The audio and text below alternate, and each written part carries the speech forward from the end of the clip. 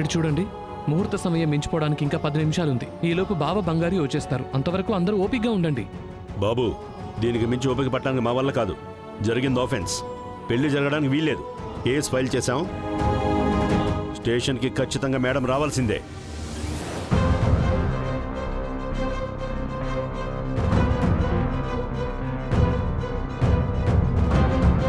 Sir, ఏంటి మా జాన్సమ్మ స్టేషన్కి రావాలా? ఆవిడ ఏ తప్పు చేయలేదు సార్. ఎవరో చేసిన తప్పుకి మా అత్తయ్యని స్టేషన్కి తీసుకుని వెళ్తానంటారా? మమ్మల్ని ఏం చేయమంటారమ్మా? ఆవిడ ఆధ్వర్యంలోనే కదా పెళ్లి జరుగుతోంది. అప్పుడు ఆవిడ మీదనే కదా కేసు ఫైల్ అయ్యేది. ఇన్స్పెక్టర్ గారు, ఇప్పుడు ఏం చేయాలి? మీరు స్టేషన్కి వచ్చి సైన్ చేయాల్సి ఉంటుంది మేడం.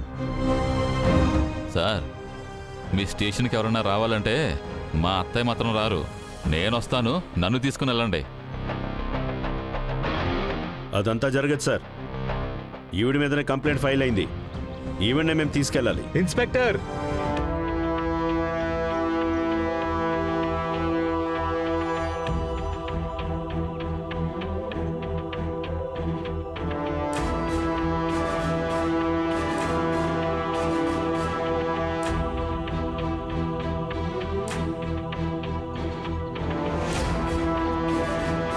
ఇన్స్పెక్టర్, మీరు అరెస్ట్ చేయాలంటే ఆ కాళోజీనాథ్ని అరెస్ట్ చేయాలి.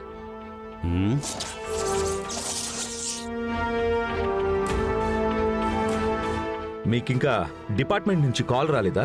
రాలేదు సార్. సార్, ఇప్పుడు వస్తుంది చూడండి. అదిగో వచ్చేసింది.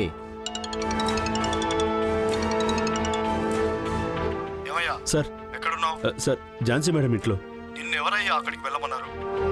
ఆ కాళోజీనాథే ఝాన్సీ మేడంని ఇరికించడానికి రౌడీలను పెట్టి మరీ ఈ పని చేశాడు. దీనికి కారణమైన వాళ్ళని మన వాళ్ళు ఇప్పటికే అరెస్ట్ చేశారు. నువ్వు వెంటనే ఝాన్సీ మేడంకి సారీ చెప్పి అక్కడి నుంచి బయలుదేరు. Okay sir. Sorry madam. Inspector,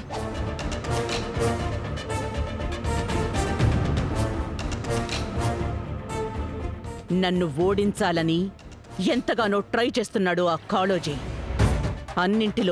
అన్నింటిలోనూ ఓడిపోతున్నాను అనే బాధలో ఇలాంటిదొక చీప్ దారి చూసుకున్నాడు ఆ పెద్ద మనిషి. వెళ్ళి చెప్పండి, ఎన్ని ఎన్ని ఎన్ని జన్మలెత్తినా సరే నన్ను ఓడించలేడు అని. వెళ్ళండి. కానిస్టేబుల్స్ సార్, వీళ్ళిద్దరిని తీసుకురండి. Okay sir.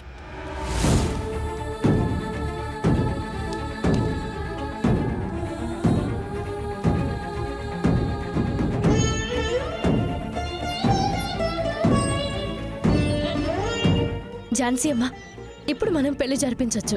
గట్టిబలం మాంగళ్యం దంతునానేన మమ జీవన హేతున కంఠే బధ్నామి శుభకే త్వం జీవ సరదాం సదం సదమానం భవతి సదా యత్ పురుషత్ సదేంద్రియే ఆయుష్యేంద్రియే ప్రతిష్టతి.